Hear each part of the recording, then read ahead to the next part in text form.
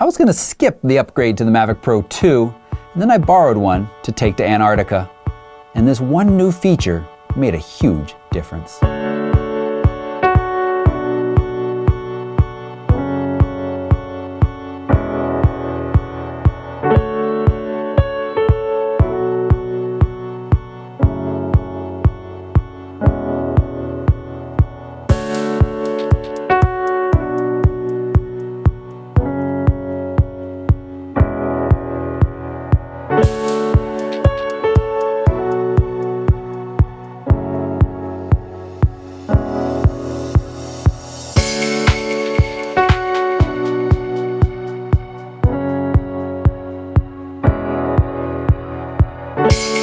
I've flown lots of drones over the last few years, and I'm going to give you a couple of recommendations at different price points before we get into the review of this drone. First, the Mavic Air. It remains an excellent drone. $8,800, it's an incredibly portable and capable drone. And I've actually got a video with 7 reasons why it's a better buy than the original Mavic Pro. You can watch that linked right down below. Spend a little bit more and get the Autel Evo. At $1,000, this drone is a little bit more than the original Mavic Pro, but it offers several advantages. Got a video that details those advantages, also linked right down below. And then there's the Mavic Zoom and this drone, the Mavic Pro 2. Let's set the camera aside for a second, otherwise they're identical in performance and smarts, and I am seriously impressed with the upgraded tracking system. It is smart, and it's capable of predicting where the subject's going to be for more consistent tracking. It's good enough that it even feels like it has some personality. The additional sensors that are part of that tracking also help with peace of mind, making it less likely that you're going to run into something. And the battery life is noticeably improved over the original Mavic. Flight time and range is improved through that battery life and increased speed, 5 miles an hour faster. You know, I've been lucky to travel to some really remote locations with the Mavic Pro 2, and I can tell you that its range blows me away. I've had this drone 2 miles away, and the video feed remains crystal clear and lag-free. And with a single battery, I can easily get over 5 miles of flying in. That's awesome to me. Now, another difference, I noticed the upgraded OcuSync technology is much more robust. This is the connection between the remote to the drone. I flew the original Mavic in the Arctic, and the ship's radar interfered with the signal frequently and caused me more than a few scares as the drone either reported that it was losing GPS or losing connection to the remote. Now, as I'm trying to make beautiful photos and videos, that's quite distracting, and I'm worried about whether or not I'm going to be able to get the drone back to me.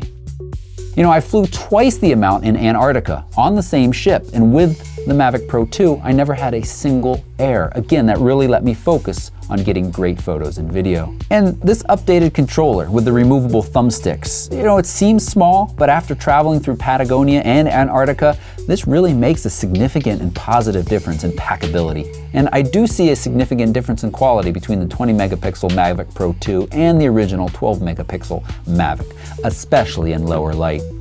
On the video side, in good light, well, there's less of a difference. It's really just that variable aperture that makes this a much more versatile and easier to work with system to allow you to get beautiful footage in all conditions. I thought it'd be okay to skip this version. I mean, yeah, I knew it was a better version and it was going to get better image and video quality, but I didn't think it was going to be drastically different. But once I started flying and working with the camera system, the improvements in photo quality, they're great. But more importantly, having that variable aperture makes a huge difference, especially for video. You see, you typically want your shutter speed to be double your frame rate, and being able to control the aperture makes it much easier to hit that target. You can use ND filters, and I recommend this Nissi set. They are fantastic. They're really easy to pop on and off the front of the camera. I pretty much consistently flew with the enhanced polarizer version on in Antarctica. It made it really nice, cutting that glare off the water and also being able to see through to some of these epic icebergs. And on the photo side of things, having full control over aperture, shutter speed, and ISO, well, I mean, that just makes me happy. Full manual control of all of the settings allows me to dial in exactly what I need. You know, I do have one criticism. It's small, and it's regarding the remote. I don't love this phone remote connection. I always feel like I'm messing with it, and I want to keep my phone in the case, and it always feels like I'm jamming it in here.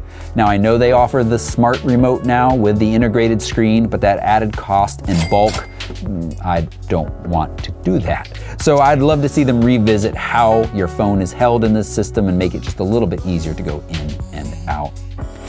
Now, before we wrap up though, I get this question all the time. How hard are these drones to fly? I want to show you just how easy they are. So let's get out of the studio and get outside.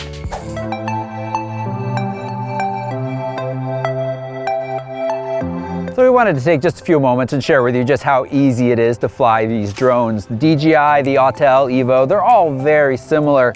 We're out in a kind of open area. That's a great place to start. It gives you a little bit more peace of mind. And to take off, it's really just a button press and a slide. I'm gonna do that. Automatically takes off and then hovers in place waiting for further direction. I'm not pushing on the sticks. I don't have to do anything else. It's gonna sit here until I ask it to do something else. And now we can take it up or down, forward or backward, left or right.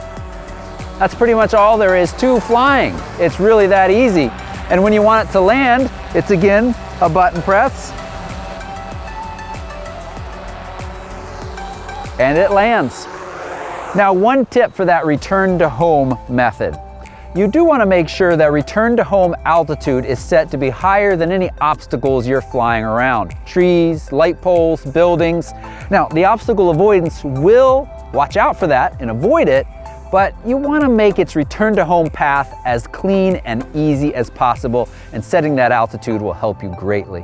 What is a little more tricky is those cinematic movements, that smooth, beautiful video that you want to capture with this drone. I'm going to be back in a future video to talk more about that, so you want to hit that subscribe button, thumbs up if you appreciated this, and the little bell so that you're notified of future videos.